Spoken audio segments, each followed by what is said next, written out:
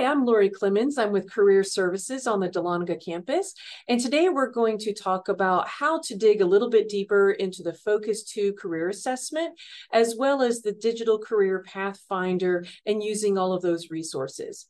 So starting off with Focus 2, as you can see here, this is my Focus 2 profile. And so of course, these results are going to be different than what you see on your page. And you can definitely start off with some of these career planning, academic strength, and wondering if you're career ready kind of assessments. But what we really want to get to are these self-assessments a little bit further down the page. We have the work interest assessment, personality, leisure, values, and skills. So you definitely want to complete all 5 of these assessments. And once you complete them, then you can look at the results. So let's start with the work interest assessment and looking at the results. It's going to first start off with, what is your personality and what does that really mean? And so as you can see, it looks at the 3 strongest pieces of your personality. And not that you can't do jobs that are in these lower interest areas, it just means that you might not be all that interested in those jobs. So what does it mean to be a social, artistic, enterprising kind of person? And it goes through and gives a few examples of what it means to be a social kind of personality. Someone who likes to work with others, likes a team approach, highly verbal, expresses themselves well. Artistic, prefer to be expressive, likes the opportunity to create new things, and enterprising, enjoys selling, promoting, influencing others, and so on. And so those are my top 3 personality strengths when it comes to my career interest. Again, these 3 on the bottom, it doesn't mean that I can't do jobs that are focused on these kind of interest areas. It just may mean that I don't particularly like them. And then once we hit the continue button, that's when it starts showing you some of the different career possibilities. And as you can see, there are quite a few to choose from. And when we're looking at these, if you notice if there's a little sunshine next to it, it means that that career has a bright outlook. We can even click on this icon legend and you can see that that's a career that in the next several years is going to continue to grow. We definitely want jobs that are going to continue to grow because that means there's going to be jobs after you graduate. You'll also see right here in the middle that it also shows you what majors are associated with this career. As you can see, some of these have a lot of different majors that could fit into this career field. And this is specific to the University of North Georgia. So you will see, is there a major here at UNG that will support one of these professions? And then what we want to do is start looking at some of these different career options. And as you go through, you might say, well, what does a literacy and remedial education teacher do? Maybe you've never heard of that one. You want to click on those different types of careers to see if there's something that you might be interested in. So let me choose one of these here. How about a career counselor? And so it gives you a brief overview of what a career counselor does. What's the typical education, such as a master's degree in counseling, psychology, student affairs, student development, and so on. Then it talks about the typical job tasks that you may experience on that job. And then what it does is it compares your interest assessment with those that are in that career field. Now, sometimes they might be a little bit off, but that's not too concerning unless, such as like when we get over here, I apparently scored extraordinarily low on the conventional. And there's a lot of conventional tasks in this field. So this career field does have a lot of routine tasks, filing, recording information, collecting data. And those are things that I'm not particularly interested in. So there's a couple things to think about when you see a very big difference here in these interest assessments. It could be something that, okay, I don't particularly love that task. However, I like a lot of the other work that's done, so I can put up with some of the boring stuff. there's always going to be something boring in your job. It's not going to be 100% ultimate happiness every single day. There's going to be something in your job that's going to be a little bit routine, a little bit mundane, whatever that may be for you. But then you have to decide, is that something I can put up with, or is that something that's going to really distract me and deter me from that career field? So a lot of times when I see something that has a big difference there in that interest assessment, that's when I say, okay, that's a caution flag. That means we need to do a little bit more research on that career field, find out, is that something that you're okay with, or is this something that you maybe need to decide, you know what, that's too much of an annoyance. I need to move on and find something else to look at.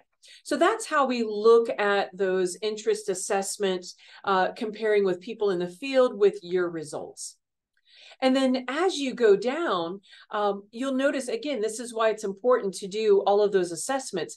The system will check off those skills and values that you selected and show you, hey, there's a few things in here that match up with your other assessments. So that's always good to know as well. Typical working conditions, your education requirements. And again, it shows you what some of the majors are at UNG and just other majors in general that may not necessarily be at UNG.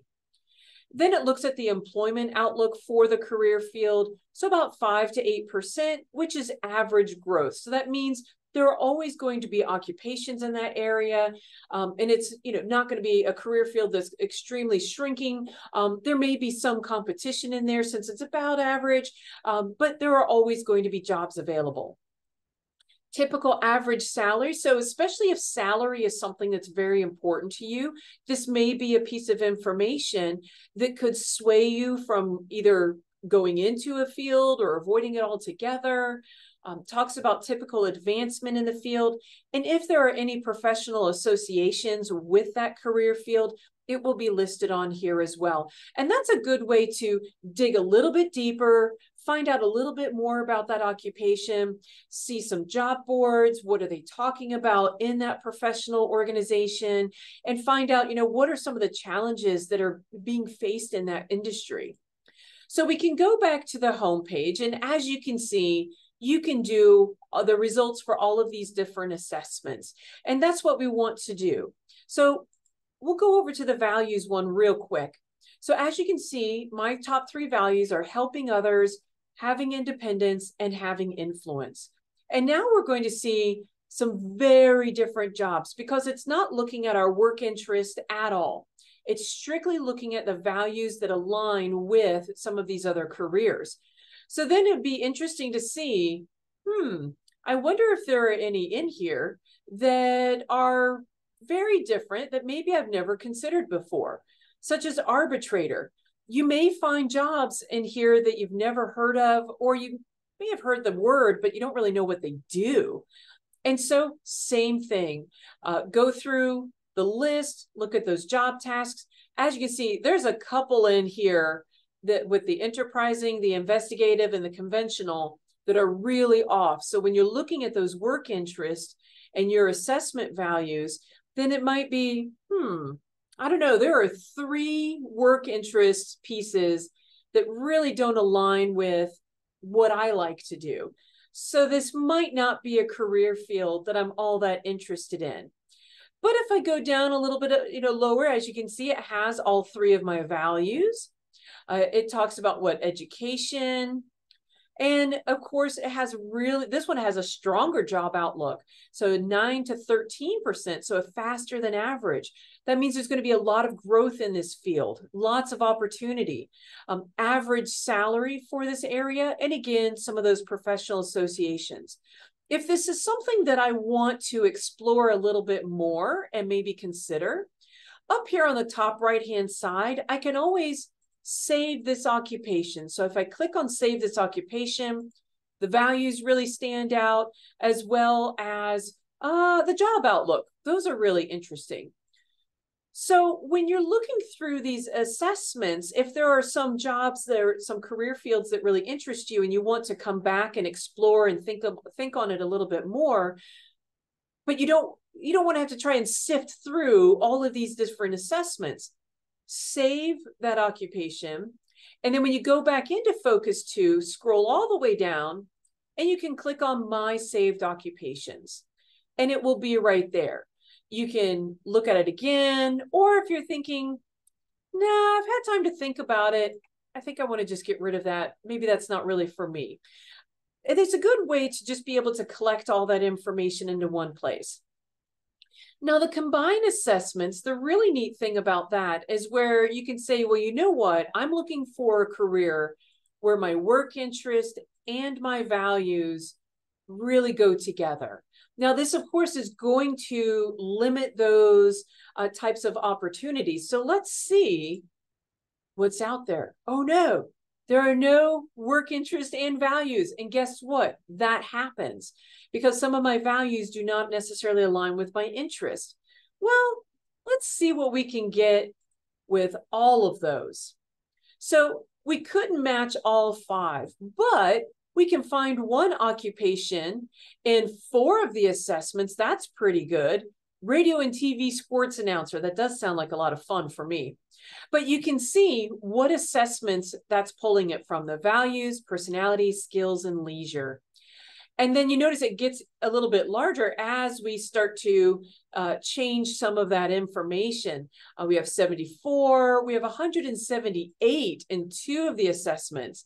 So that's a lot to go through, which is why it's really important to save some of those careers as a way to kind of narrow your selection down. I would say combine some of these assessments, see what kind of opportunities come about, and save, maybe your top 10. And then that way you can come back into Focus 2 and just look at those top 10 that really interest you the most. Do some more research, look at those professional associations, talk to your professors, talk to career services. We can help you figure out, well, what is the next strategy? What's the next step when it comes to how to find more information, maybe talking to people in that career field. Now, another way you can use Focus 2, let's say you don't like anything the assessments popped up. You're like, I don't like any of those options. Well, we can also look specifically by major offered at UNG. So if you are studying business administration and management, you can see it has quite a few options. It keeps going. Wow, it really keeps going. Business administration and management really does have quite a range there that you can plug into a lot of different areas. So if you're thinking, well, gosh, what can I do with my business administration degree? Here you go. That way you can kind of see, well, if I'm going to major in this, if you're thinking about, well, I want to change my major right now, I'm working on one particular thing, I'm looking at doing something completely different. What can I do with digital arts and media? Is that even something I would want to explore? So it's a way to give you some options and breaking it down a little bit differently. Another thing you can do is explore any occupation. This is everything A to Z. It can be a little overwhelming. So what I would recommend, if you want to use this function, spend maybe 5-10 minutes looking at, some of these different career options, and then take a break. Come back in a day or two, look at maybe 5 or 10 more. Save the ones that really interest you, and then start sifting through those as well. Start noticing, are there any themes? Are you seeing the same major listed over and over? Are you seeing some of the same values listed over and over? That might kind of clue you in as to what are you being drawn to each time you go through some of these different occupations. Now, another avenue to explore is maybe you're thinking, well, none of that really makes any sense to me. I want to work in healthcare. I want to work in something that is involved in the community. I want to do something that's involved with business. And you just know that it's this kind of very broad, general, something out there kind of thing. Well, that's okay. We can look at it by different kind of job families. So business and financial, you notice it kind of goes on and on again. That's a very large industry, very large occupational field, a little bit of everything there. If you're thinking, you know what though, but I want to have something to do with the community involvement, some kind of social service, then we start noticing there's quite a lot to offer there as well. So it's just another way to search. If you're not seeing what you're looking for on the assessment results, it's a way to kind of go beyond those assessments, break it up into some different areas there. And then once you start saving some of those occupations, again, start looking at the values, the skills, what are the personality types, the work interest. Are you noticing any kind of themes, something that's happening over and over again?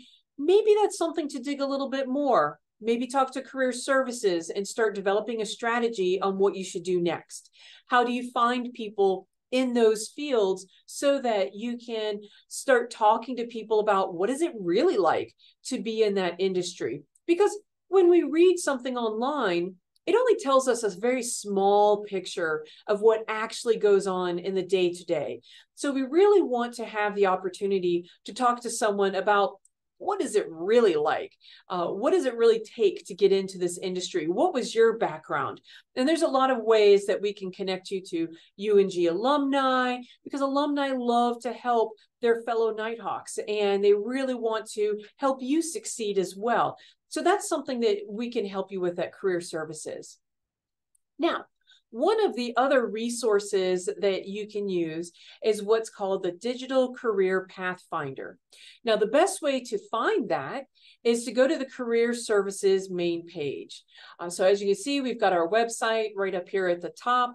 You can also type in ung.edu/careers, and that will take you to our main page as well. And if you scroll down, you'll want to click on that Digital Career Pathfinder.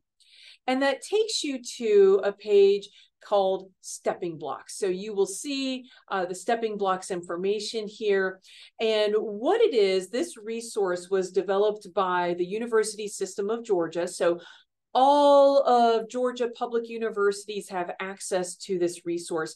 And for UNG students, as you can see in the top left-hand corner, this is tailor-made just for you. So it's looking at a lot of different resources, as well as looking at where our UNG alumni are getting hired and what is their typical salary. Now, this first thing right here on the home page, this is what is called your career feeds. So if you're interested in the information, let's say about interviewing, so you type in that information, comes up with videos, all kinds of handouts. And I like the little feed me down here at the bottom. It has a little bit more and it just kind of keeps going. So lots of just different resources. We can even type in job search.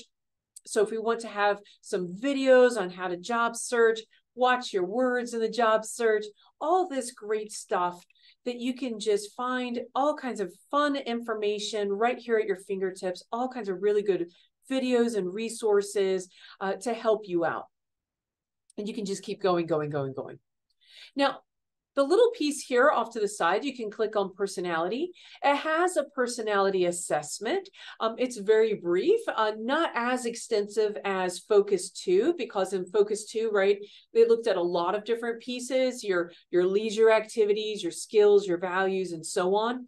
And this just kind of looks at the personality piece. So of course, this is my result.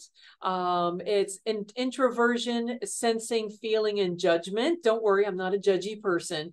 It explains in your custom personality report what that means. So they take some of the wording from what's called the Myers-Briggs, which is an assessment, really popular. And so it says, okay, what does that really mean? So the judgment piece is someone who likes order and organization and likes to think sequentially. These individuals are reliable, responsible, and so on. So it goes through all these different pieces of the personality and explains that in a little bit more detail. So don't worry if when you're looking at your assessment results and you're going, what in the world does that mean? In that personality report, it goes into a lot more detail about what that means.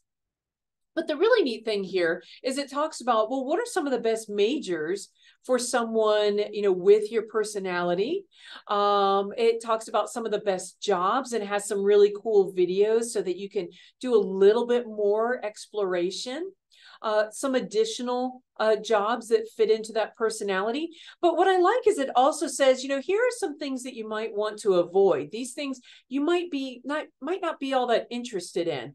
Not that you can't do them, but you just may not like doing them. So it's really important to really kind of consider, well, does that seem to fit my personality or not? And as you can see on the far right-hand side for the restart assessment, if you don't agree with these results, you can always retake the assessment. That's perfectly fine.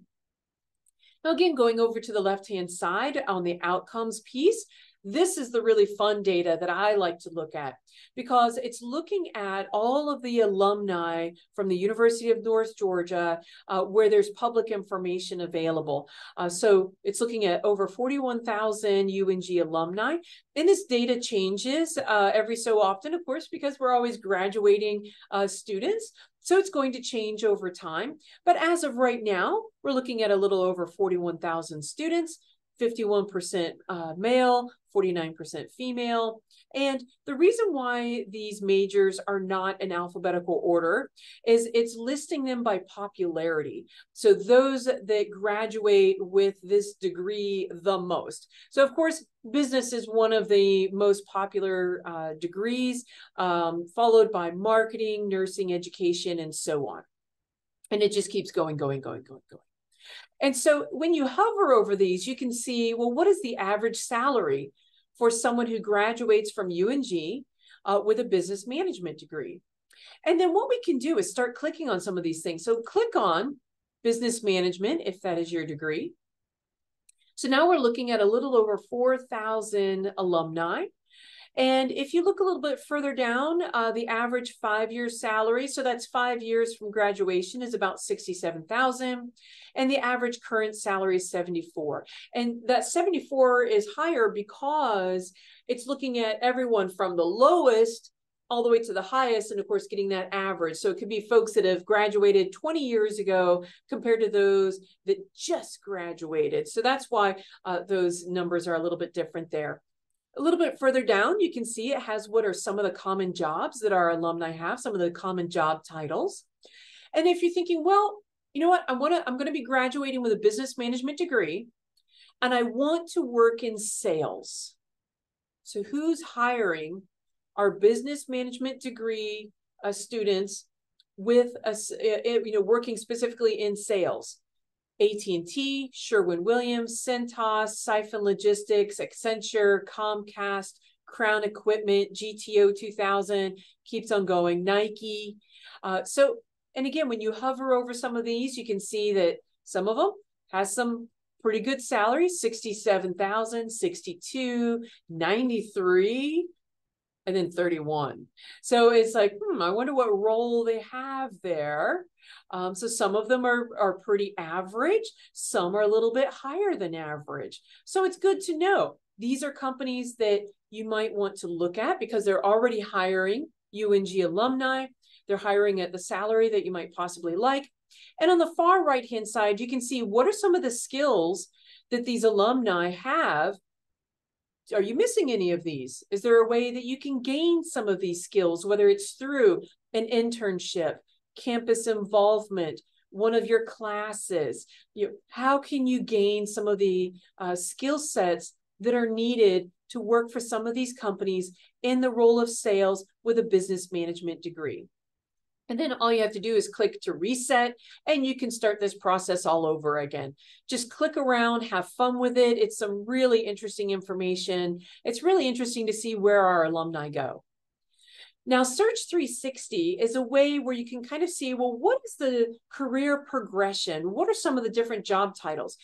This particular piece is not looking specifically at UNG alumni.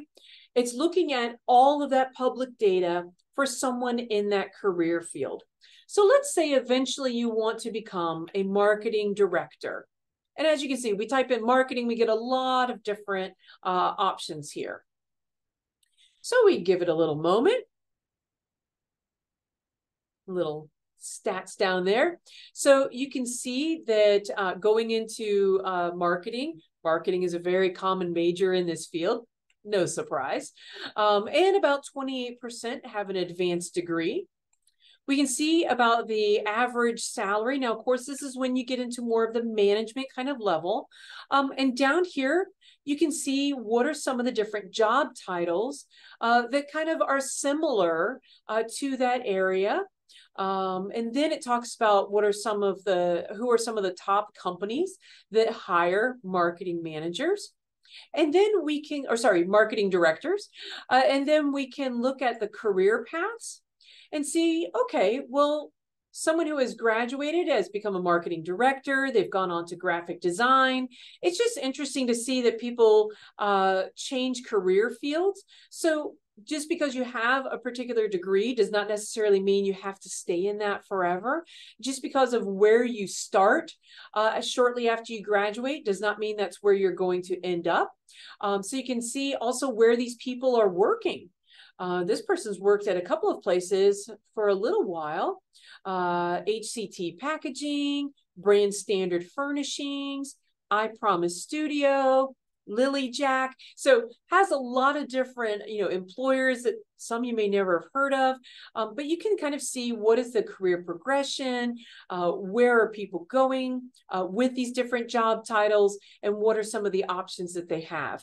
And again, that's where we start to say, okay, well, going back to the outcomes, who's hiring specifically UNG students, and then looking at some of these other career options and some of these other employers that might be out there that might really interest you. So trying to get as many options as possible, because some of the hardest part when it comes to finding your first career is who's even out there. Who's even hiring for these kind of opportunities? And so it can be a little bit tricky when you first get started. But again, that's what Career Services is here for. We can definitely help you with being able to figure out how to find all these different resources. So again, going back to our website here, if you scroll down a little bit, you click on schedule an appointment, and that's where you can meet with one of our specialists. We can meet with you in person or online. And that's the best way to make an appointment. You can choose the day and time that works best for you. And if it's one of our in-person days where we're physically in the office, we do have some work from home days. So those are online only appointments. But even if it's one of our in-person days and you're thinking, but that's not a day that I'm on campus, or I take the most of my classes online, so I'm not going to campus, but I still want to meet with you. You can always put in the comments and notes section when you're making your appointment that you would like for this to be an online appointment. That's all you have to do. And when we see those notes, we will change your appointment to be an online appointment, and that's perfectly fine. You can tell us if you prefer meeting over Microsoft Teams or if you prefer Zoom. Sometimes Zoom works a little bit better. Sometimes Teams works a little bit better. Everyone's computer system is a little different. So whatever works best for you. And so that's what you want to do when you're looking at all of these different careers, is thinking about, how can I take this to the next step? The next level is digging a little bit deeper, trying to find some of those themes, finding out what's kind of the recurring things that you're seeing over and over again. What are some of the alumni doing? Does that look interesting? And then let's find out, how do we talk to people in that field?